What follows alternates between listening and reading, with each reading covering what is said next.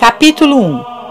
Do lugar do inferno, seu príncipe, a entrada das almas neste lugar de horror, as penas que lhes são comuns.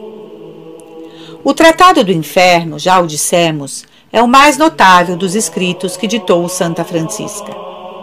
Um dia que a serva de Deus estava muito doente, encerrou-se em sua cela para se entregar ao exercício da vida contemplativa, onde encontrava sua consolação e as suas delícias. Era por volta das 4 horas da tarde. Logo foi arrebatada em êxtase, e o arcanjo Rafael, que então não o via, veio tomá-la e conduzi-la para a visão do inferno. Chegada à porta deste reino assustador, leu escrito na porta com letras de fogo: Este lugar é o inferno. Inferno sem esperança. Inferno sem intervalo nos tormentos. Inferno sem descanso. A porta se abriu. Ela olhou e viu um abismo tão profundo e tão apavorante que desde então não conseguia falar sem que o seu sangue gelasse em suas veias. Deste abismo saíam gritos medonhos e exalavam odores insuportáveis. Então foi tomada de um horror extremo, mas ouviu a voz do seu guia invisível que lhe dizia para ter coragem, porque não lhe iria acontecer nada de mal.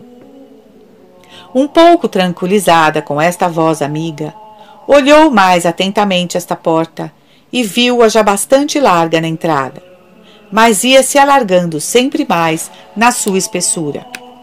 Mas neste horroroso corredor reinava trevas inimagináveis. No entanto, foi feito para ela uma luz, e viu que o inferno era dividido em 3 regiões: uma superior, uma intermediária e uma inferior. Na região superior eram anunciados graves tormentos. Na intermediária, os instrumentos de tortura eram ainda mais assustadores. Mas na região baixa, os sofrimentos eram incompreensíveis. Estas 3 regiões eram separadas por longos espaços, onde as trevas eram espessas e os instrumentos eram incrivelmente numerosos e extraordinariamente variados. Neste abismo medonho vivia um imenso dragão, que ocupava todo o comprimento. Tinha sua cauda no inferno inferior, o seu corpo no inferno intermediário e sua cabeça no inferno superior. A sua goela estava escancarada na abertura da porta, que a ocupava inteiramente. A sua língua estendia-se com comprimento desmedido. Os seus olhos e as orelhas lançavam chamas sem claridade, mas com calor insuportável. E sua garganta vomitava lava ardente e com odor empestado. Francisco ouviu neste abismo um barulho assustador. Eram gritos, uivos, blasfêmias, lamentações aflitivas, e tudo isso misturado com calor sufocante e odor insuportável. Causava-lhe tanto mal que pensava que a sua vida ia se aniquilar. Mas o seu guia invisível a assegurava com as suas inspirações e lhe dava um pouco da coragem que ela precisava para suportar a visão de que vamos falar. Viu Satanás na forma mais terrível que se possa imaginar. Estava sentado em um assento que parecia uma longa viga no inferno do meio, mas, no entanto, a sua cabeça atingia o alto do abismo e os seus pés desciam até o fundo. Tinha as pernas e os braços estendidos, mas não em forma de cruz. Uma das suas mãos ameaçava o céu e a outra indicava o fundo do abismo. 2 imensos chifres de cervo coroavam a sua fronte. Eram muito frondosos, e os inumeráveis pequenos chifres que deles brotavam como ramos formavam quantidades de chaminés pelos quais saíam colunas de fumo e chama. O seu rosto era de uma fealdade repelente e de um aspecto terrível. A sua boca, como a do dragão, vomitava um rio de fogo muito ardente, mas sem claridade e com um odor horrível. Trazia ao pescoço uma argola de ferro abrasado. Uma corrente ardente aprisionava-o pelo meio do corpo, e os seus pés estavam também acorrentados. As correntes das suas mãos estavam solidamente enganchadas na abóboda do abismo, e as dos pés estavam ligadas a um anel fixado no fundo do abismo. E a corrente que circundava a cintura aprisionava também o dragão de que já falamos. Depois desta visão, seguiu outra. A serva de Deus notou por todos os lados almas que os espíritos as haviam tentado serem conduzidas para este horrível lugar. Traziam seus pecados escritos na fronte com letras tão inteligíveis que a santa entendia por quais crimes elas foram condenadas. Tais letras eram somente para ela, porque estas almas desgraçadas conheciam reciprocamente os seus pecados só pelo pensamento. Os demônios que as conduziam afligiam-nas com zombarias, exprobrações cruéis e maus tratos, que seria difícil narrar. Tão inventiva era a raiva desses monstros. À medida que as almas chegavam à entrada do abismo, os demônios derrubavam-nas e precipitavam-nas de ponta cabeça na goela sempre aberta do dragão. Assim engolidas, deslizavam rapidamente pelas entranhas dele e, chegando à abertura inferior, eram interceptadas por outros demônios que as levavam ao seu príncipe, o monstro acorrentado de que já falamos. Eram logo julgadas e, depois de ver indicado o lugar que deviam ocupar, segundo seus crimes, eram entregues a algozes diabólicos que as conduziam. A santa notava que esta translação não se dava da mesma maneira que a das almas que passam do purgatório para o céu. Apesar da distância que estas últimas devem percorrer, seja incomparavelmente maior do que a de um inferno ao outro, pois que é preciso atravessar a terra, o céu dos astros, o do cristalino, para chegar ao do empíreo. No entanto, esta viagem se faz em um abrir e fechar de olhos. O caminhar das almas que Francisca via serem levadas pelos algozes do tirano infernal era, ao contrário, muito lento, tanto por causa das espessas trevas que precisava atravessar com uma espécie de violência, quanto por causa das torturas infligidas nesses espaços intermediários, cheios de instrumentos de suplício de que já falamos. Isso, pois, após um certo tempo, é que os demônios acabavam de lançá-las no fundo do abismo.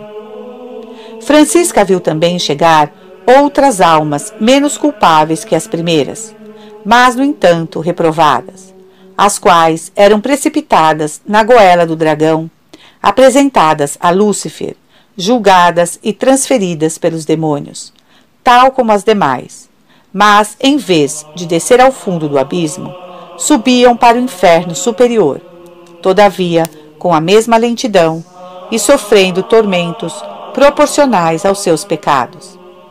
Chegando à sua prisão, encontravam uma multidão de demônios em forma de serpentes e bestas ferozes, que só de ver causava terror. O olhar de Satanás apavorava-as ainda mais, sem falar do fogo geral em que eram mergulhadas. O fogo que saía do príncipe das trevas lhe fazia cruelmente sentir o seu ardor devorador. Ao redor delas reinava uma noite eterna, de tal maneira nada podia distraí-las das penas que sofriam. Ali, tal como nas outras partes do inferno, cada alma condenada era entregue a 2 demônios principais, executores da sentença da justiça divina. A função do primeiro era de espancá-la, dilacerá-la e atormentá-la sem cessar. A função do segundo era de zombar da sua desgraça, reprovando-a por estar ali por culpa própria, de fazê-la lembrar continuamente dos seus pecados, mas de maneira mais opressiva, perguntando-lhe como podia ter cedido às tentações e de ter consentido em ofender seu Criador, de mostrar-lhe, enfim, todos os meios que teve para se salvar, e todas as ocasiões de fazer o bem que perdeu por sua falta. Daí remorsos dilacerantes que, juntados aos tormentos que o outro demônio lhe fazia sofrer, colocava em um estado de raiva e desespero que exprimia por uivos e blasfêmias. A tarefa confiada a estes demônios não era, porém, exclusiva deles. Todos os outros tinham também direito de insultá-la e atormentá-la, e eles não o deixavam de fazer. Desejando a serva de Deus saber qual a diferença entre os habitantes das 3 regiões deste reino assustador, foi-lhe dito que, na região inferior, eram colocados os grandes criminosos, na intermédia, os criminosos medianos, e na superior, os menos culpáveis dos réprobos. As almas que vedes na região superior, acrescentou a voz que a instruía, são as dos judeus, que fora da sua obstinação, levaram uma vida isenta de grandes crimes. As dos cristãos, que negligenciaram a confissão durante a vida e foram privados dela na hora da morte, e etc. Tudo que a bem-aventurada via e ouvia enchia de pavor. Mas o seu guia tinha muito cuidado em tranquilizá-la e fortalecê-la. Capítulo 2. Tormentos particulares infligidos a 9 tipos de culpáveis. Primeiro, suplícios daqueles que ultrajaram a natureza pelas impurezas. Francisca viu na parte mais baixa e mais horrível do inferno homens e mulheres que sofriam torturas assustadoras. Os demônios que lhes serviam de algozes os obrigavam a se sentar sobre barras de ferro abrasadas que penetravam o corpo todo e saíam pelo alto da cabeça. Enquanto um deles retirava a barra e a enfiava novamente, os outros, com alicates ardentes, dilaceravam a carne da cabeça aos pés. Os tormentos eram contínuos, e isso sem excluir as penas gerais, isto é, as penas do fogo, do frio glacial, das espessas trevas, dos gritos de blasfêmias e do ranger de dentes. Segundo, suplícios dos usurários. Não longe do cárcere dos primeiros, Francisca viu outro onde os criminosos eram torturados de maneira diferente e lhe foi dito que eram os usurários.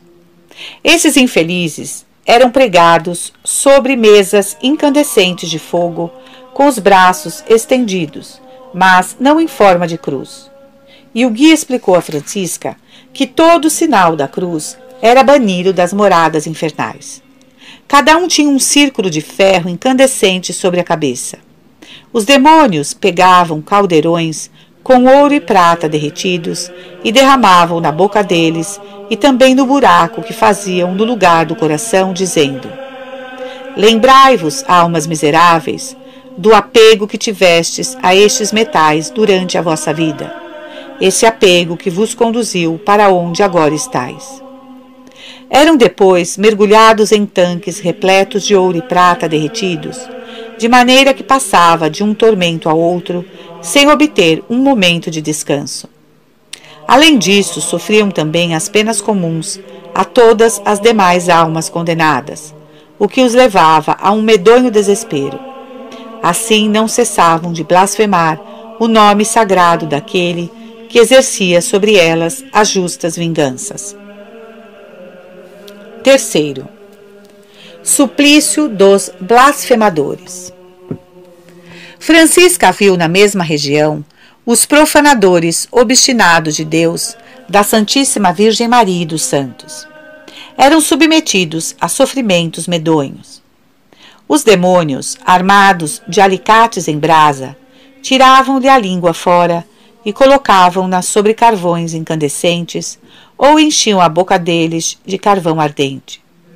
Em seguida, mergulhavam-nos em caldeirões cheios de óleo fervente ou lhes obrigavam a bebê-lo, dizendo: Como ousastes blasfemar contra aquele que os céus veneram, almas malditas e desesperadas? Não longe dali estavam os covardes, que renunciaram a Jesus Cristo por medo dos suplícios, mas os tormentos deles não eram tão rigorosos. Deus considerava a fraqueza humana que os fez sucumbir. Quarto, suplícios dos traidores. Na mesma quadra, Francisca viu as torturas que os implacáveis demônios exerciam sobre os homens infiéis aos seus mestres e, sobretudo, os cristãos que fizeram as promessas do batismo somente para profaná-las.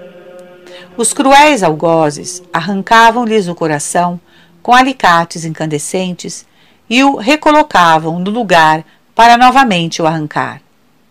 De vez em quando, os mergulhavam em tanques cheios de pez ardente e lhes diziam, mantendo-os submersos: almas falsas e pérfidas, sem coração e sem fidelidade, não contente de trair vossos mestres temporais, ousastes trair até o vosso Deus, porque fizestes, no batismo, a promessa solene de renunciar a Satanás, às suas pompas, às suas obras, e fizestes tudo ao contrário. Não vos esqueçais dessas promessas e recebei agora o castigo merecido pela violação delas. A essas amargas repreensões seguiam os uivos das vítimas. Blasfemavam também contra os sacramentos e, sobretudo, contra o batismo e amaldiçoavam o seu divino autor. Quinto, suplícios dos homicidas. Um pouco mais longe, viu homens com o rosto feroz mergulhados em imensos caldeirões repletos de sangue fervente. Ora, os demônios vinham e tiravam-nos deste caldeirão ardente e os lançavam em outro cheio de água gelada. Depois os retiravam deste para novamente mergulhá-los no primeiro. Mas isso não era o único tormento deles. Outros demônios armados de punhal flamejante trespassavam-lhes o coração e, mal retirava a lâmina do punhal, já enfiava de novo no coração. Perto destes homens sanguinários estavam as mães que se desnaturaram a ponto de tirar a vida dos seus filhos, e as suas torturas eram quase as mesmas.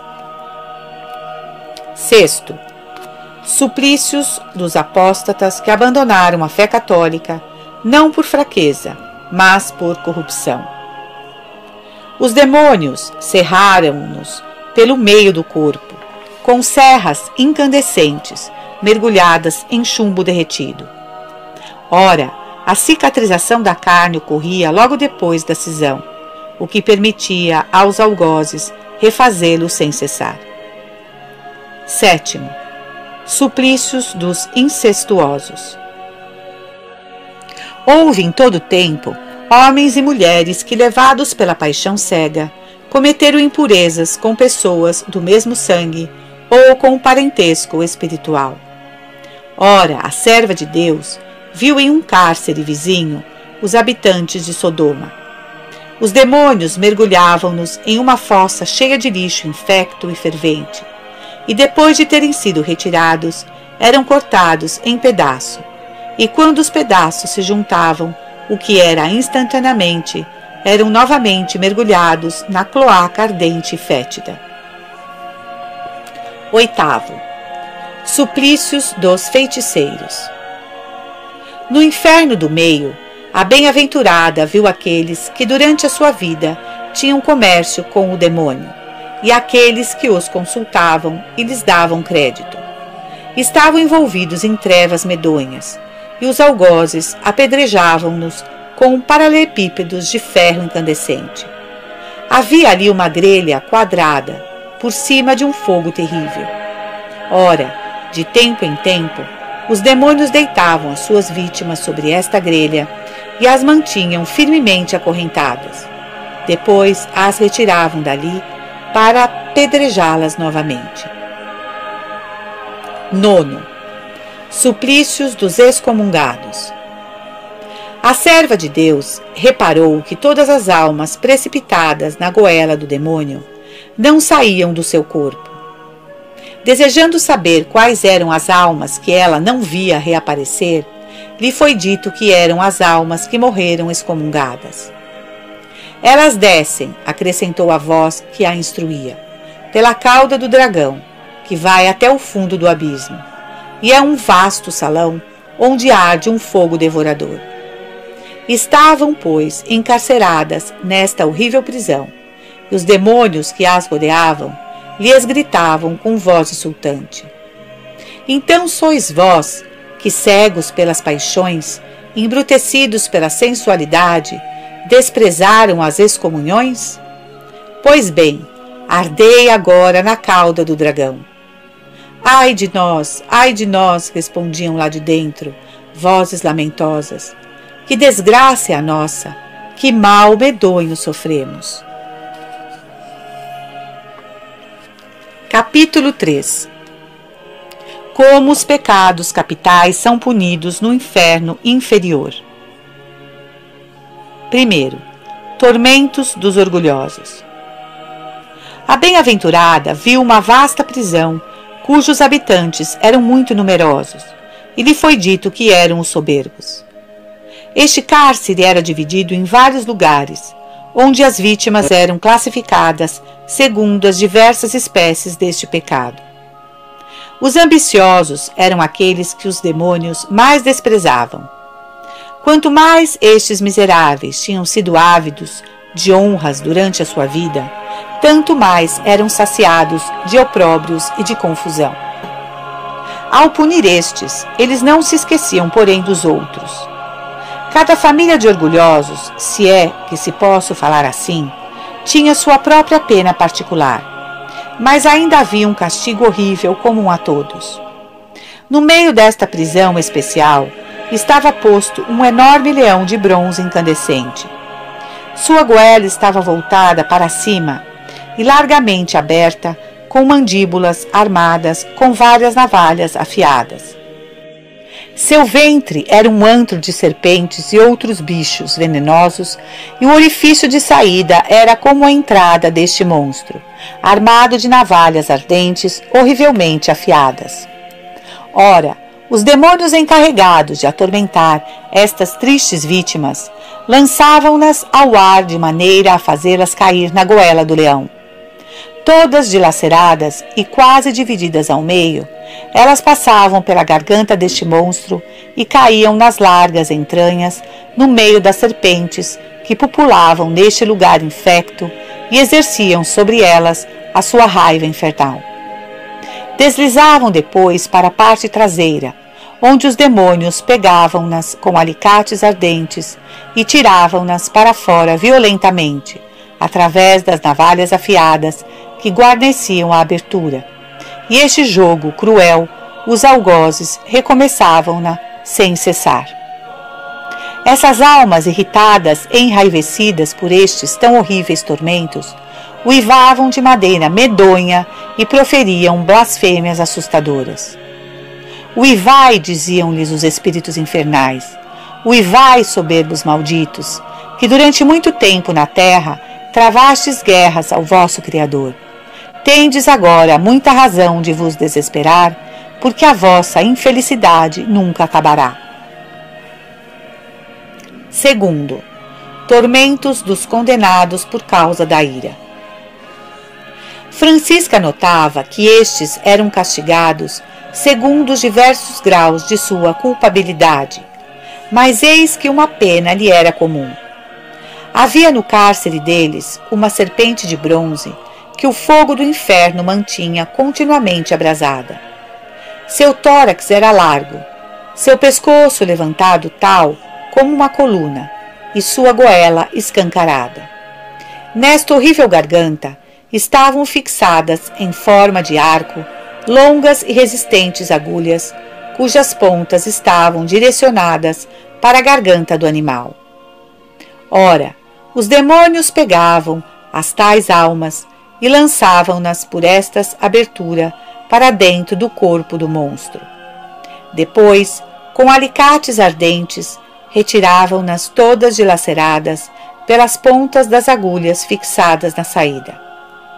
Sofriam continuamente este suplício que as levava a um desespero medonho e que arrancava delas as mais medonhas blasfêmias. Terceiro, Tormentos dos avarentos. Viu depois a bem-aventurados avarentos em uma fossa cheia de grandes serpentes com braços. Cada um destes hediondos répteis agarrava-se a um dos condenados que a justiça divina lhes tinha abandonado. Batia-lhes na boca com sua cauda, dilacerava-lhes o coração com seus dentes e apertava-os com seus braços de modo a sufocá-los, se isso fosse possível. Mas outros demônios vinham arrancá-los dos seus horríveis braços com alicates de ferro e os dilaceravam horrivelmente para mergulhá-los em uma segunda fossa repleta de ouro e prata derretidos, afligindo com sarcasmos. Quarto, tormentos dos invejosos. Todos estes infelizes eram cobertos com um manto de chama. Tinha um verme venenoso que lhe roía o coração, penetrava no peito e subia até a garganta para aparecer na boca, que a forçava a abrir convulsivamente. Mas um demônio o impedia de sair, apertando com sua mão o pescoço da vítima, o que causava insuportáveis asfixias. Enquanto sufocava assim com uma mão, com a outra tinha uma espada com que lhe trespassava o coração. Um segundo vinha depois para lhe arrancar o coração do peito, mergulhava-o na imundície e lhe o recolocava para depois novamente arrancá-lo, e assim sem fim. E estes tratamentos bárbaros eram acompanhados de escárnios e repreensões que levavam estes infelizes à raiva e ao desespero. Quinto, tormentos dos preguiçosos. Francisca viu-os sentados no meio de um grande fogo, com braços cruzados e a cabeça inclinada sobre os joelhos. Os assentos eram de pedra. Essas pedras eram profundamente onduladas e as cavidades estavam cheias de carvão em brasa. Os bancos estavam também incandescentes e as chamas que saíam da labareda envolviam as tristes vítimas e cobriam-nas tal como um vestido. Ora, os demônios pegavam-nas com alicates ardentes, derrubavam-nas violentamente sobre estes leitos medonhos, arrastavam-nas, virando-as e tornando a virá-las de todas as maneiras. Isto era para castigá-las por ter perdido o tempo. Ao lado de cada uma delas havia um demônio que com o canivete lhes abria o peito e derramava dentro óleo fervente. Isto era o castigo por terem presumido da misericórdia divina. Colocava ainda vermes nas feridas em punição aos maus pensamentos que a ociosidade delas tinha permitido.